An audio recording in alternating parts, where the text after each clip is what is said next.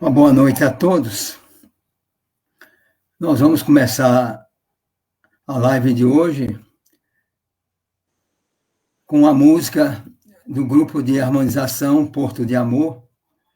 Esse é um grupo lá do Porto da Paz, com suas músicas autorais, e que está desenvolvendo uma campanha para angariar patrocinadores para o projeto.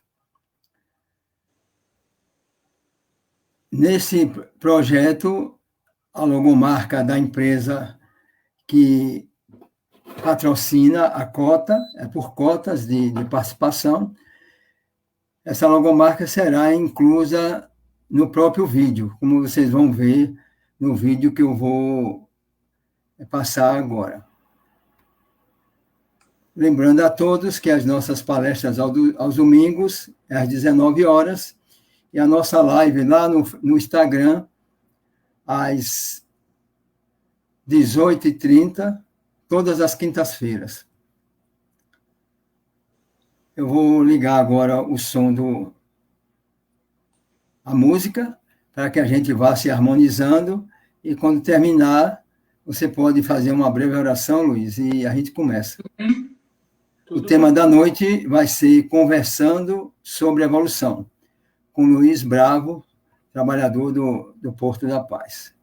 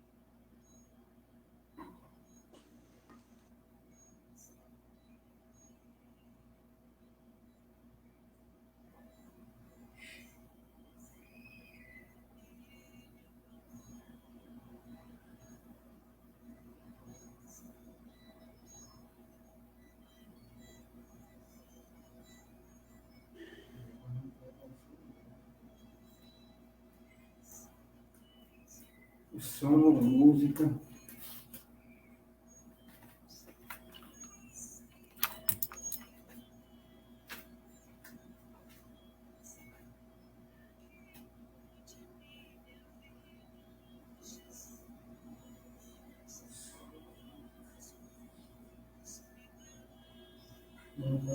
Agora, né?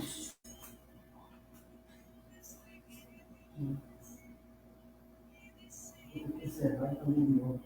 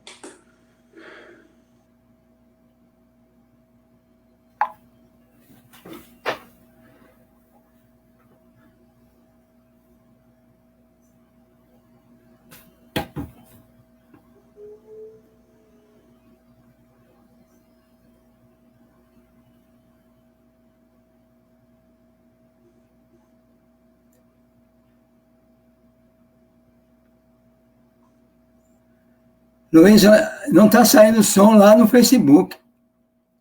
Não? Não. Eu estava pegando aqui pelo celular de Neiva. Está saindo alguma coisa? Nada. Vamos encerrar isso e voltar para aquele plano B lá. Ok. Mas o som...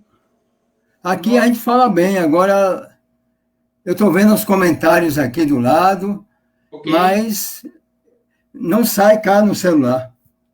Perfeito. Eu não estou vendo aqui. Algumas coisas agora saem.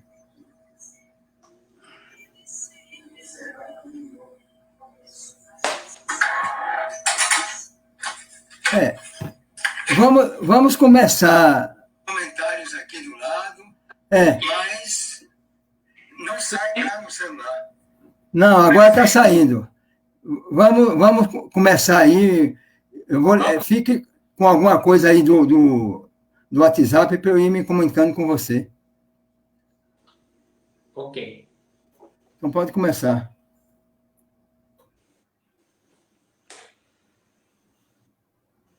Boa noite a todos. Bem-vindos a mais uma reunião virtual para tentar refletir sobre temas atuais, temas controversos, temas de interesse geral à luz da nossa doutrina. Eu não estou vendo aqui. Eu convido a todos para fechar os nossos olhos, elevar as nossas mentes e desta forma agradecermos ao Criador, ao nosso Mestre, a oportunidade de estar mais uma vez aqui reunidos para levar a todos um momento de reflexão que nos permita entender um pouco mais não só as mensagens do Cristo, mas entender também algumas ideias, alguns conceitos com os quais nós deparamos no dia a dia. Pedimos que a nossos benfeitores espirituais, nossos mentores, se juntem a nós e desta forma nos ajudem a poder trabalhar juntos, pensando, refletindo e desta forma continuar com nossa caminhada. Que assim seja. Assim seja.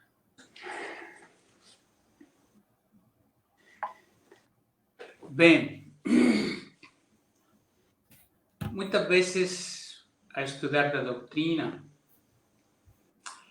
e entender ela, nós temos claro hoje que nós, na verdade, somos espíritos que estamos aqui na Terra, encarnados, para poder realizar nossa missão de aprendizado, desta maneira conseguir ir nos aperfeiçoando e desta forma ficar cada vez mais perto do Criador.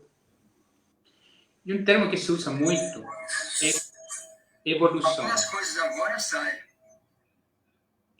Então, o que é evolução? E pensando nisso, eu quis trazer esse tema, contar um pouco da história, o que nós conhecemos, os diferentes usos dessa palavra e tentar levar, no decorrer desta conversa, a uma reflexão sobre o que a doutrina espírita nos ensina sobre esse processo. A palavra evolução, na verdade, tem sua origem no latim evolutio,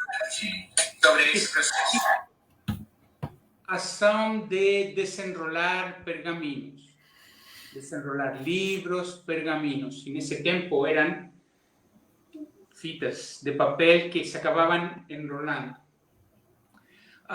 Esse significado, na verdade, é bem distante do que conhecemos hoje.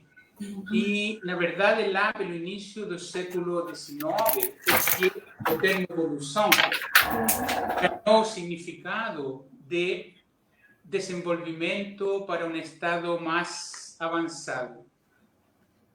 Normalmente, quando um quer saber o significado de um termo, a nossa referência é o dicionário. Então, vejamos o que é o dicionário português. Evolução. Teoria de acordo com a qual as espécies sofrem alterações pela ação das mutações e pela seleção natural. Exemplo, evolução das espécies. Um outro ponto, progresso. Processo em que há uma modificação constante e progressiva, alterando um estado ou uma condição. Uma outra definição é desenvolvimento. Tudo aquilo que se relaciona com a melhoria ou com o crescimento numa determinada área. No campo da medicina, a evolução é a sucessão de diferentes manifestações de uma doença. Pode evoluir bem, pode evoluir mal, etc. Então, resumindo, são sinônimos de evolução, progresso, desenvolvimento, crescimento, mudança, transformação. Desde que o homem se entende por homem, desde os seus origens, tá? Nas mais remotas eras, o homem procura a sua origem. Uma das questões que sempre incomodou a humanidade, o que se fez, é de onde a gente vem, de onde nós vimos. E, durante muito tempo, o criacionismo religioso considerava que os seres vivos foram criados por um ser supremo, que todas as espécies vivas que povoam a Terra tinham sido criadas de uma só vez, prontas da forma que a gente conhece, sem nenhuma alteração. E, de fato, esse conceito, essa ideia, vem de uma interpretação um tanto distorcida do livro da Gênesis, na Bíblia, na qual nos tempos atuais, se considera ao pé da letra o que lá estava escrito. E, levando esse conhecimento dessa forma, acabou entrando em choque, tá, com as descobertas que eram realizadas no decorrer do tempo. Então, perante a ciência, acabou se tornando algo muito difícil de manter, embora, tá, a teoria criacionista está correta ao admitir a Deus como a inteligência suprema do universo. Durante muito tempo se foram criando controvérsias com referente a isso e no século XVIII, nos finais do século XVIII, a partir do trabalho de alguns cientistas importantes, entre eles Charles Darwin, um outro muito menos conhecido, e vamos entender quizás por quê, Russell Wallace, algumas teorias, algumas ideias novas surgiram sobre a origem e a evolução dos seres vivos. Essas ideias de fato, até hoje, estão sendo aprimoradas com a contribuição de novas descobertas, tá? E a palavra final que se tem ainda não foi estabelecida, ainda não se bateu o martelo e se fechou, ainda está em aberto, porém, tem se avançado muito. Algumas das situações e os casos que a gente hoje considera como válidos é que, na verdade, as diferentes espécies apareceram muito antes do que a teoria criacionista fala, ela menciona alrededor de 10.000 anos atrás, mas nós sabemos hoje que a Terra se resfriou faz aproximadamente 1,5 bilhão de anos atrás. E quando a Terra se resfriou, a matéria, aos poucos, começou a se organizar de forma diferente. Entendemos que, inicialmente, foram complexos de pequenas moléculas que se foram estruturando de formas primitivas, tá? Organismos de uma célula, foram se aprimorando, apareceram os primeiros vegetais, e com o tempo, tá?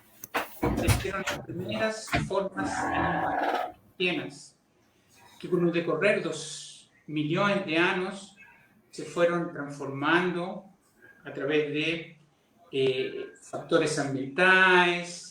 As modificações que se apresentavam em uma geração podiam ser transmitidas para as gerações seguintes através da reprodução.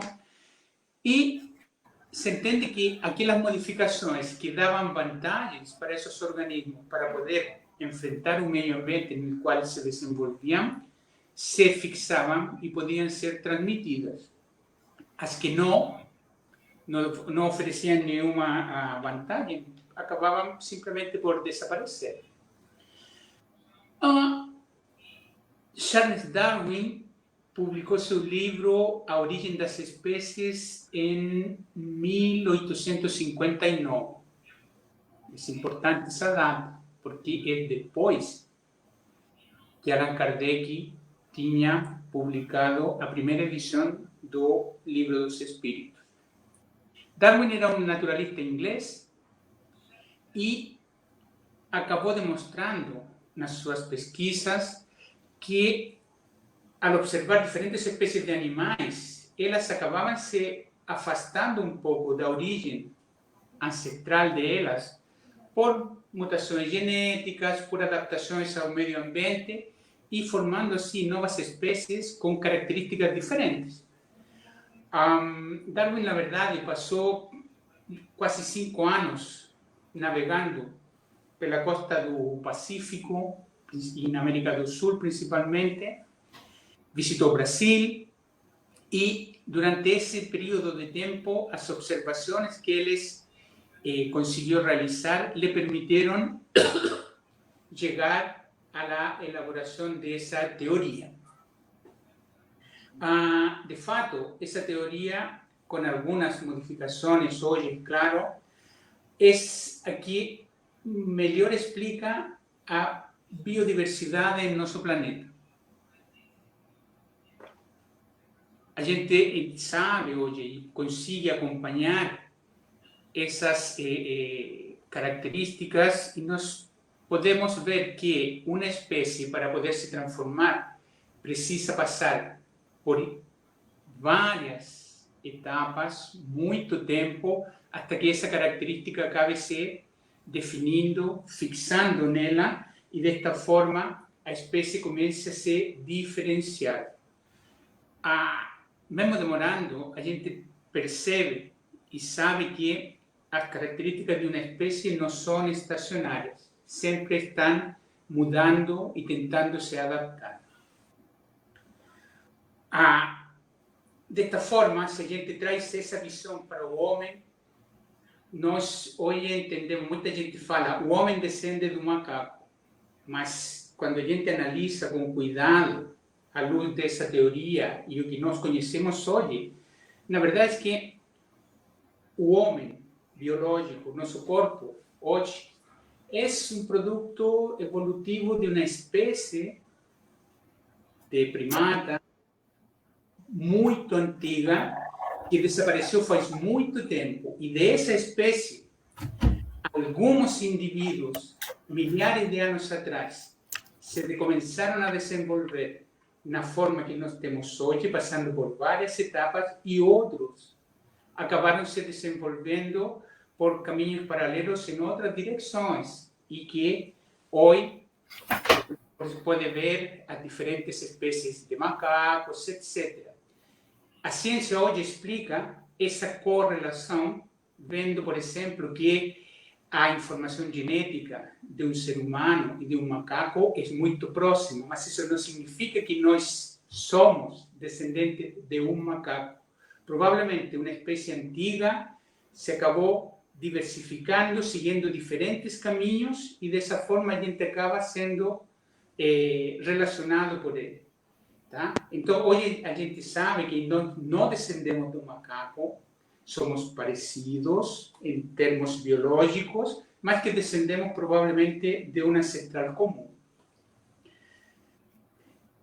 Na mesma época em que Darwin publicou a sua teoria, um outro cientista, um naturalista britânico chamado Alfred Wallace, que também realizava pesquisas de forma similar a Darwin, porém na Indonésia. Ele realizou um trabalho muito prolífero, tá? Contundente, por mais de 20 anos de pesquisa, e chegou a uma conclusão similar à de Darwin. Mas, desde o ponto de vista pessoal, Wallace tinha uma diferença. Pela sua experiência pessoal, ele também era um estudioso dos fenômenos mediúnicos, que nessa época, se a gente lembra, nos anos que antecederam a publicação do Livro dos Espíritos, os espíritos começaram a se manifestar em diferentes locais. Todos nós conhecemos os fenômenos das mesas girantes, das manifestações espíritas que chamavam a atenção do mundo nesse tempo, os primeiros esboços de as escritas com psicografia, tá? As cestinhas que escreviam, etc. E Wallace estava envolvido a nível familiar com médiuns e participava ativamente de sessões mediúnicas. De fato, ele acompanhou e estudou os mais renomados médiuns para tentar entender essa nova metodologia. E ele conseguiu desenvolver uma teoria sobre a seleção natural, mas que incluía dois aspectos. Os princípios científicos que eram similares aos que Darwin tinha elaborado, as mesmas conclusões, porém, ele levou em consideração a existência de um mundo espiritual, um mundo etéreo, que não era possível perceber fisicamente.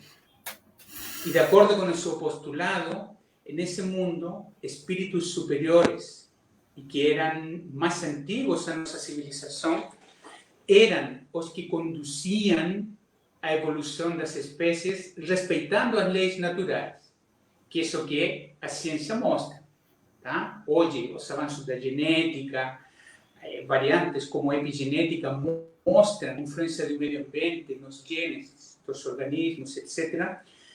Mas o que direciona isso? O que nos leva ao princípio inteligente. Tá? E ele assumia que esse princípio inteligente, na verdade, era moldado, direcionado por espíritos superiores.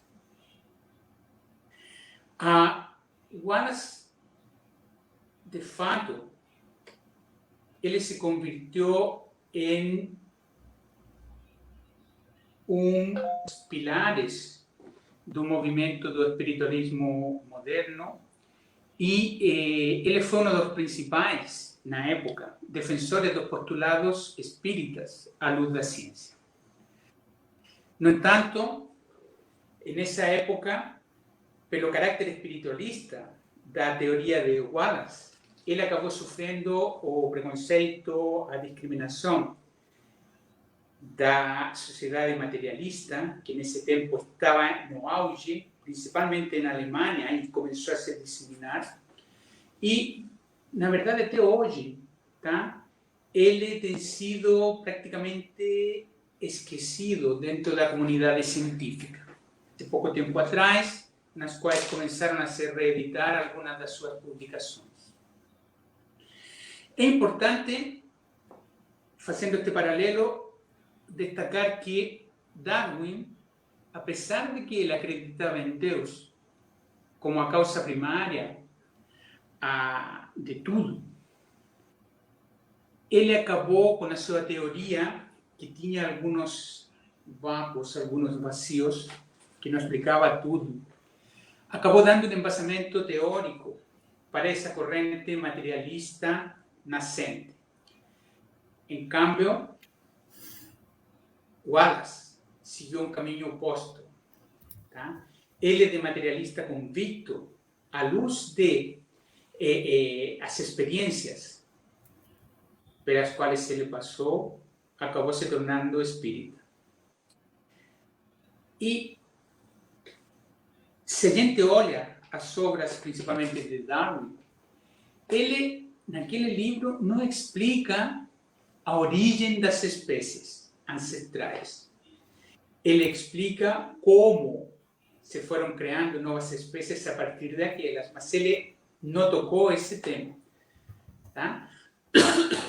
E a partir disso, tem sido tentado colocar inúmeras teorias suplementares para tentar reajustar e mostrar com clareza como essa seleção natural opera. Tá? Nós sabemos os mecanismos, mas o que dirige, ou como é que acontece, ou por que acontece. Que no caso de Wallace, é claro, tá?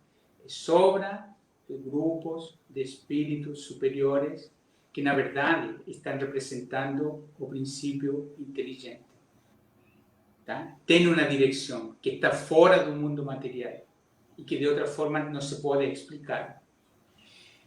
E Darwin, também não querendo entrar em controvérsias, ele não discutiu a origem do homem nesse trabalho.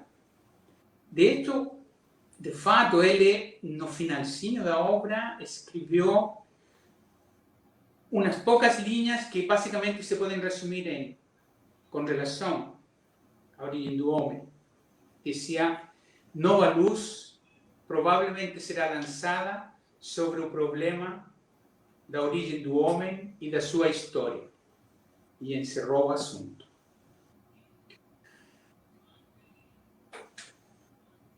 Isso aconteceu em 1859 e em 1860, com a publicação por Kardec da segunda edição do Livro dos Espíritos.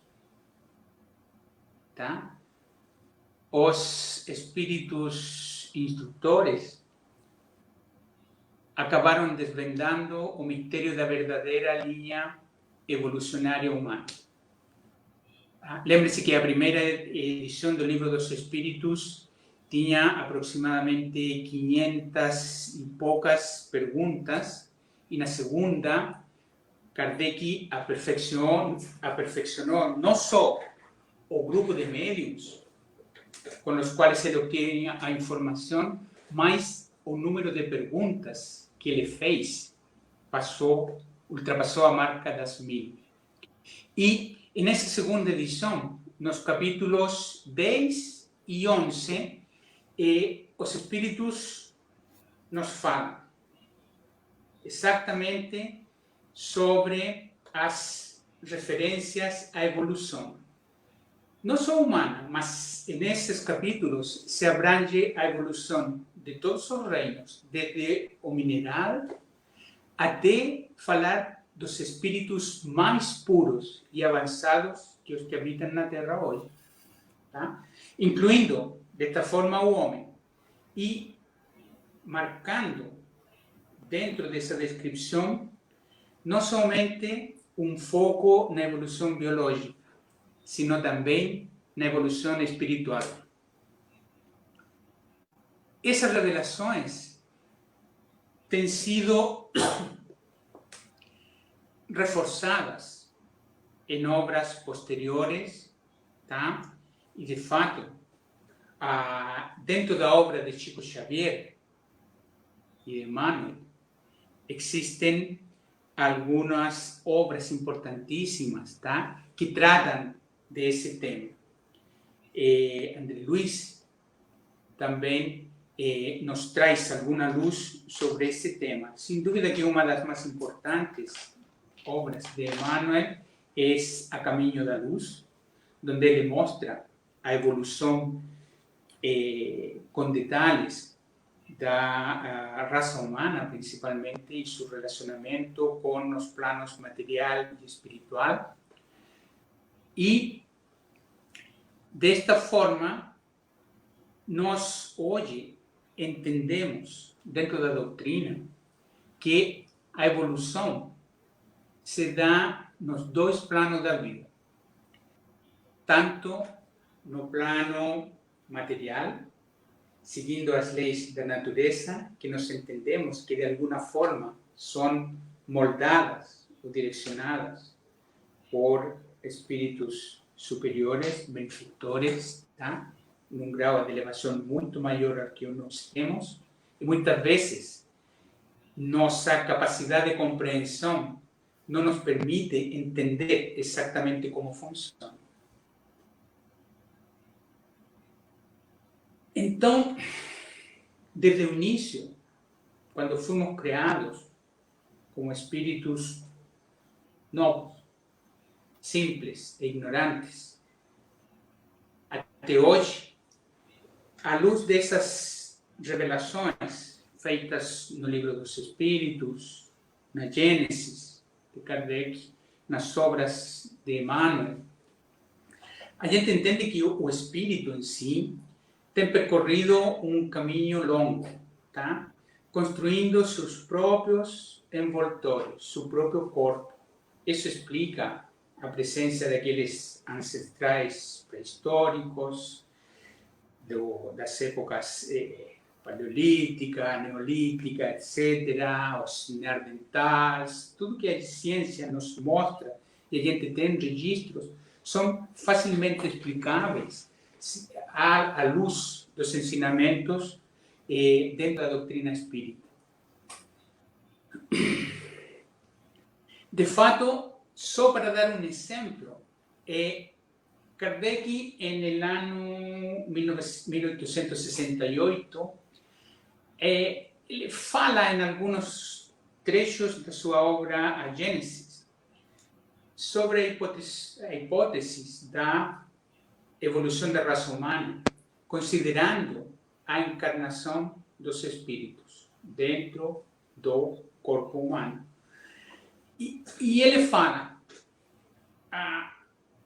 o espírito vestiu-se então da pele do macaco, sem deixar de ser espírito humano. Como o homem, não raro se veste da pele de certos animais sem deixar de ser homem. A semelhança do corpo do homem com o do macaco não implica paridade entre seu espírito do homem e o do macaco. Na verdade, se a gente hoje substitui a palavra macaco por um primata ancestral, faz todo sentido. Nós, hoje, à luz da ciência, à luz da doutrina, não temos como negar que Darwin indicou o caminho das pedras, mostrou mais ou menos como acontecia em geral, mas existiam muitos detalhes que ele não conseguiu explicar. E muitos detalhes até hoje a ciência ainda não consegue, a ciência materialista. Mas nós, dentro da doutrina, temos a visão e podemos compreendê-los. E isso fica claro porque, sem o conceito de reencarnação, todos aqueles erros da teoria de Darwin que não fecham acabam se perdendo. Da mesma forma que, sem a inteligência ou a planificação ou o planejamento feito pelos espíritos superiores, a seleção natural, como fenômeno biológico totalmente ao acaso, não conduziria o princípio inteligente à sua verdadeira destinação. É claro que nós evoluímos em dois planos, tá? O material, como já falamos até agora, e o espiritual.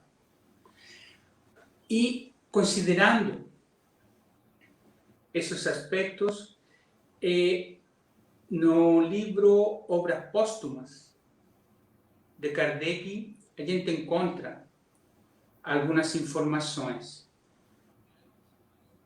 como que o princípio inteligente é independente da matéria. A nossa alma, nosso espírito individual, preexiste e também sobrevive ao nosso corpo material. Todos nós fomos criados simples e ignorantes, porém, estamos submetidos a um progresso indefinido. Lei do progresso. Nenhuma criatura é mais favorecida que outra. Esse progresso indefinido, na verdade, é produto do próprio espírito, da própria criatura. Então, se consideramos os anjos, eles são seres que hoje chegaram à perfeição, mas depois de terem passado, como muitas outras criaturas, nós inclusos, tá? No caminho, bem lá atrás, por todos os degraus da inferioridade. E Kardec fala, os espíritos progridem mais ou menos rapidamente em virtude de seu livre arbítrio, pelo seu trabalho e pela sua boa vontade. A vida espiritual é a nossa vida normal.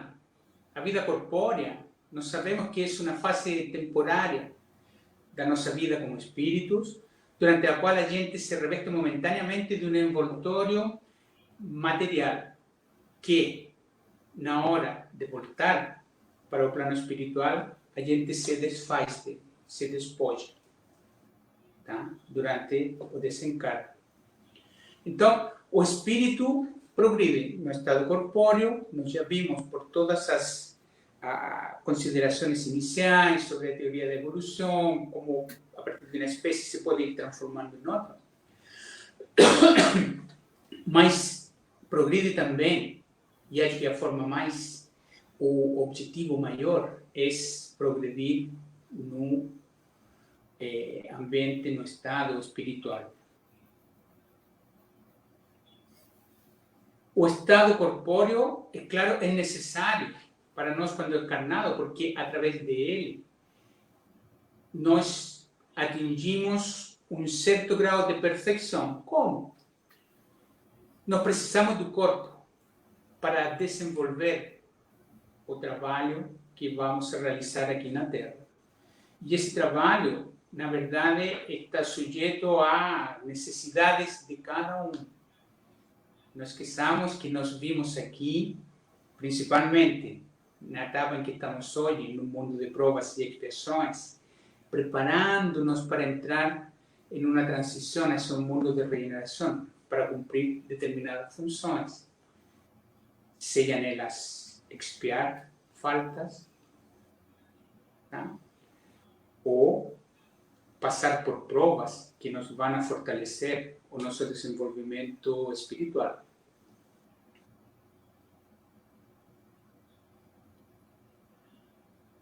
Então, é importante, neste ponto, quando a gente fala de a nossa evolução espiritual, ter claro que, como Kardec fala no seu livro Obras Póstumas, é fruto do nosso livre-arbítrio, fruto de nossa vontade de crescer. Em outras palavras, a nós não nos cabe aguardar a evolução espiritual de forma diferente como a gente aguarda e sofre, tá? Os efeitos da evolução do nosso corpo. O que nos cabe, sim, é nós construir a nossa evolução espiritual. E a nossa doutrina nos mostra o caminho. Como podemos ser responsáveis pela nossa evolução espiritual? Simplesmente nos aprimorando intelectual e moralmente. Como, Luiz, a gente faz isso? Entendendo, aplicando os ensinamentos de Jesus, que na essência nos mostram como podemos cumprir com a lei de Deus, nosso Pai. Não esqueçamos as palavras de Jesus registradas por Mateus, onde ele disse: amarás o Senhor teu Deus de todo o teu coração, de toda a tua alma, de todo o teu espírito. E amarás o teu próximo como a ti mesmo. Toda a lei e os profetas sejam contidos nesses dois mandamentos. E para nós fazer isto, o que precisamos? Como a gente pode cumprir com a lei de Deus? Quando a gente lê, é claro que sozinhos, isolados, é praticamente impossível. Por quê? Porque fica claro que a gente precisa se conectar com o próximo. E, de fato, nós, homens, nós, raça humana, somos sociáveis. Precisamos da comunicação com os outros. Então,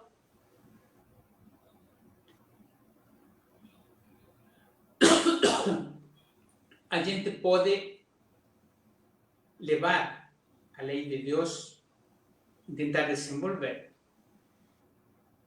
Se eu tenho que amar a Deus com toda a minha força, e amar o próximo como a mim mesmo, de verdade, não posso amar a Deus sem amar o meu próximo.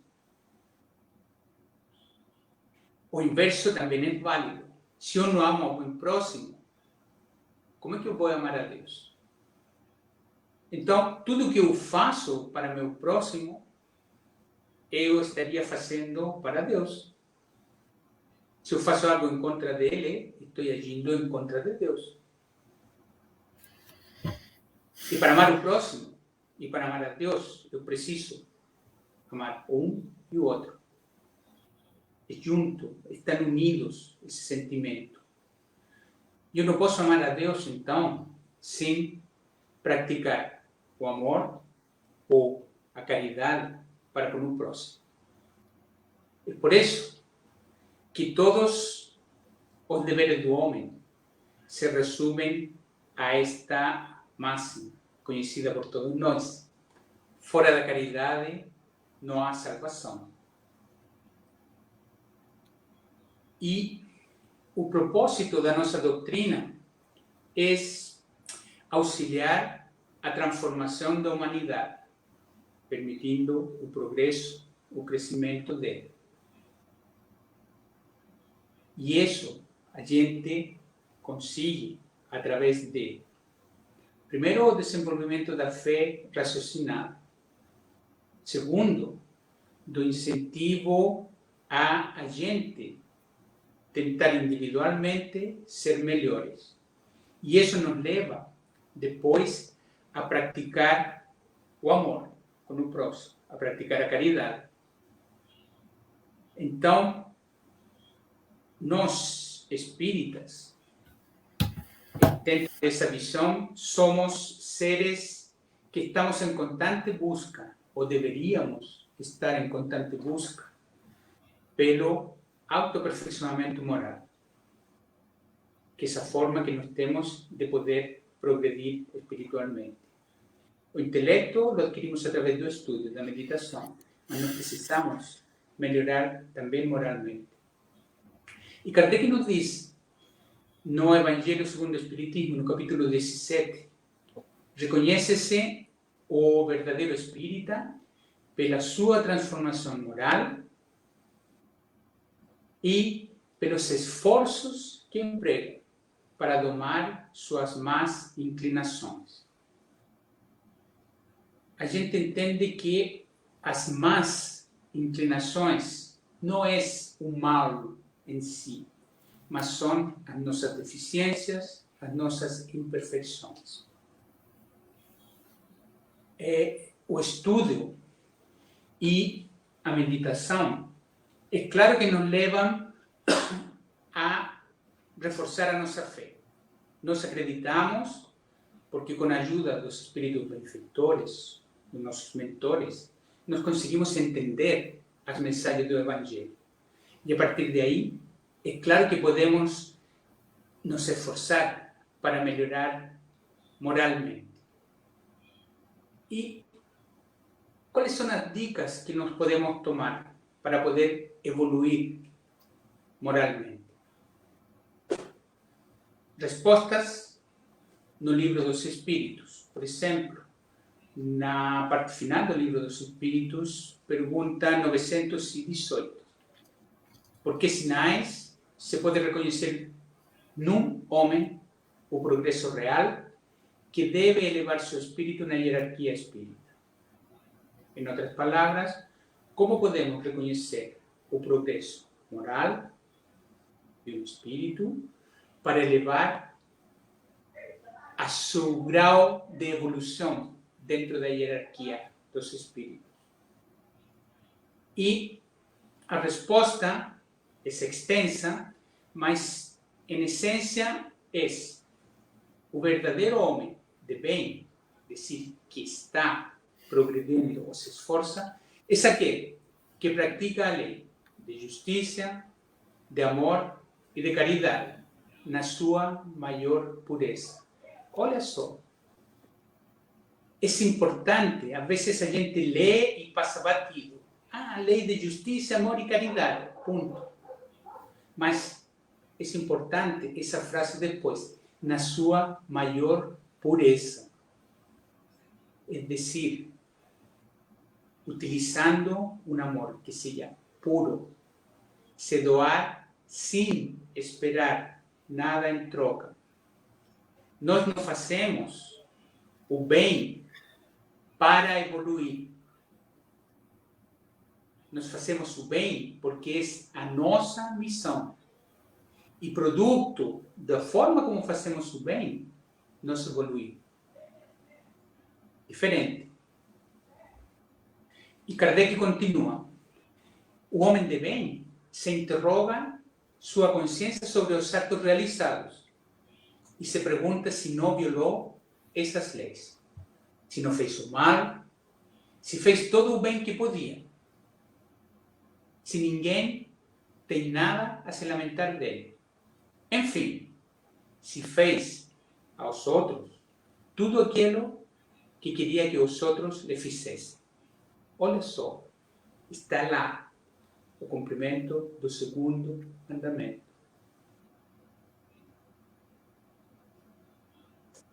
E como nós podemos saber em que ponto cada um de nós se encontra?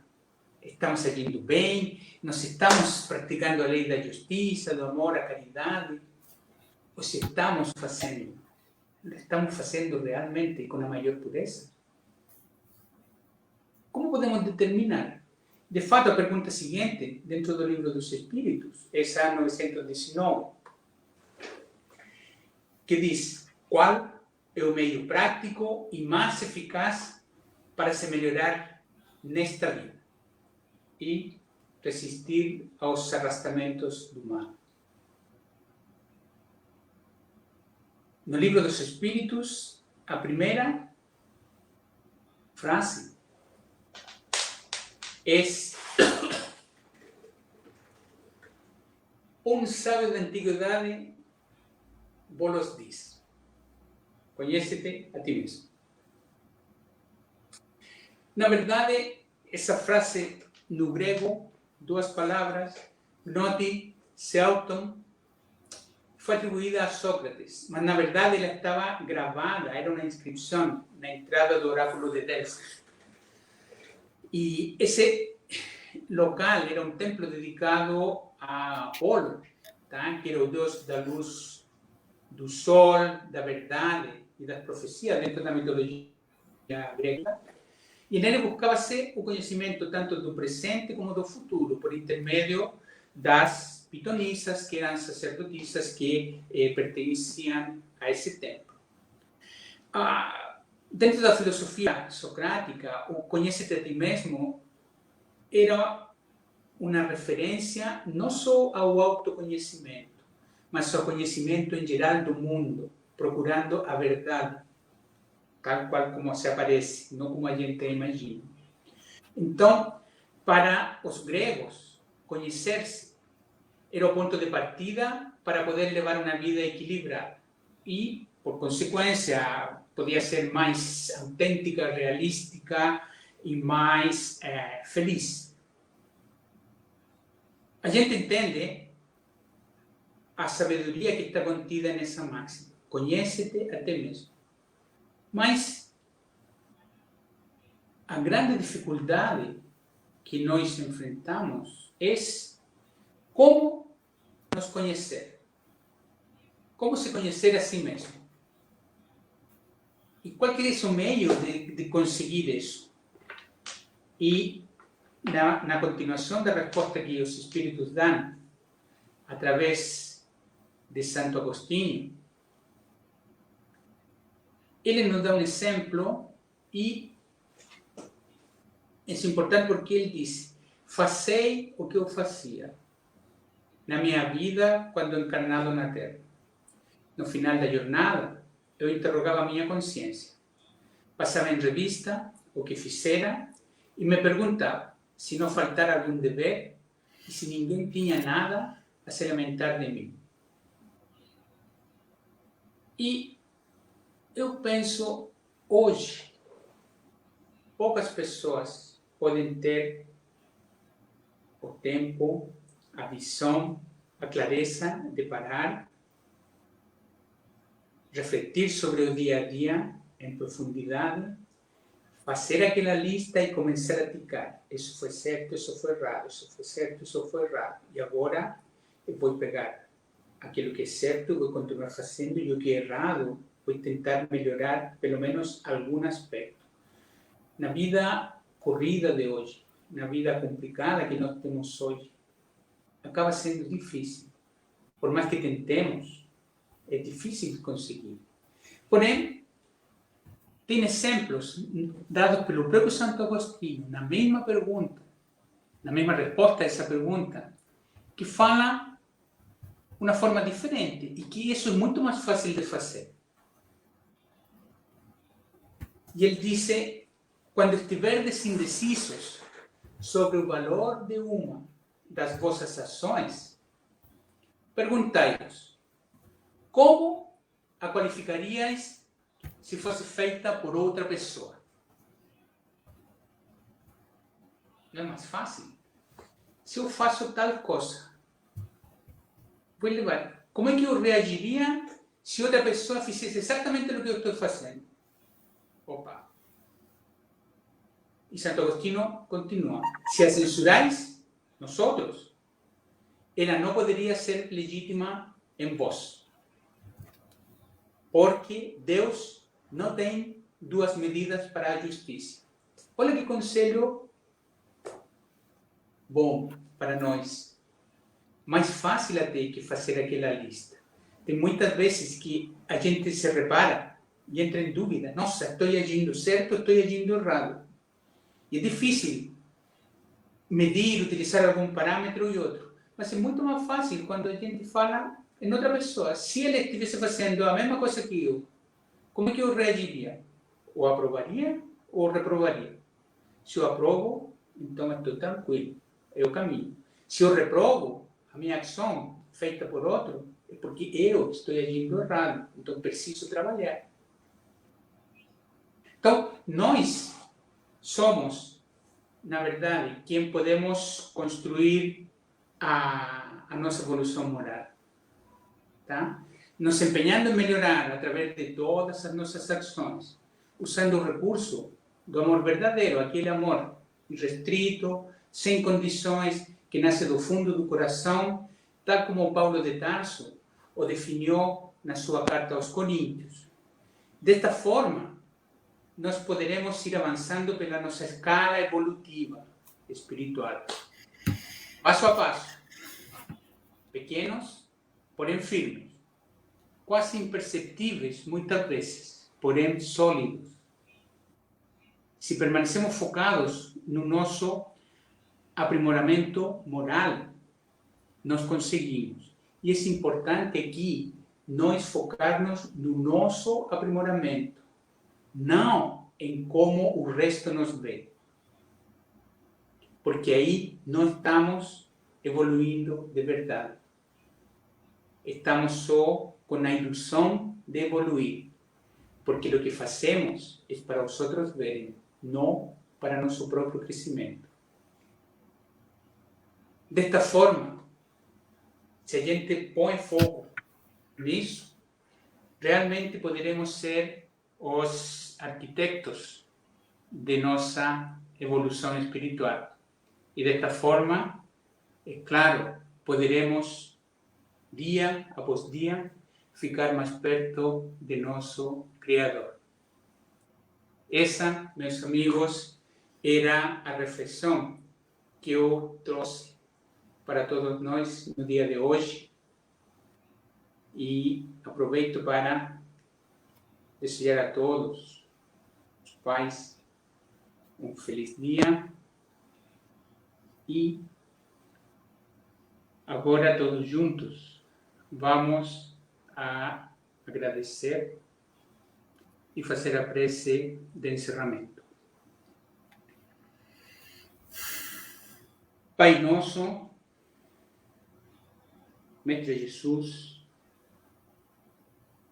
equipe de amigos espirituais, benfeitores, que hoje se multiplicam para nos dar conforto na situação em que todos nós encontramos, não só aqui no Brasil, sino no mundo.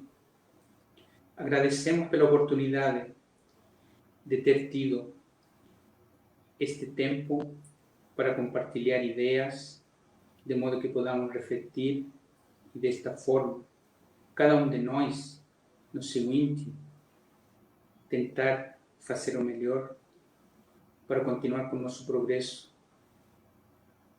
como espíritos e desta forma permitirmos continuar trabalhando pelo bem da humanidade, principalmente através de praticar a caridade com o nosso próximo.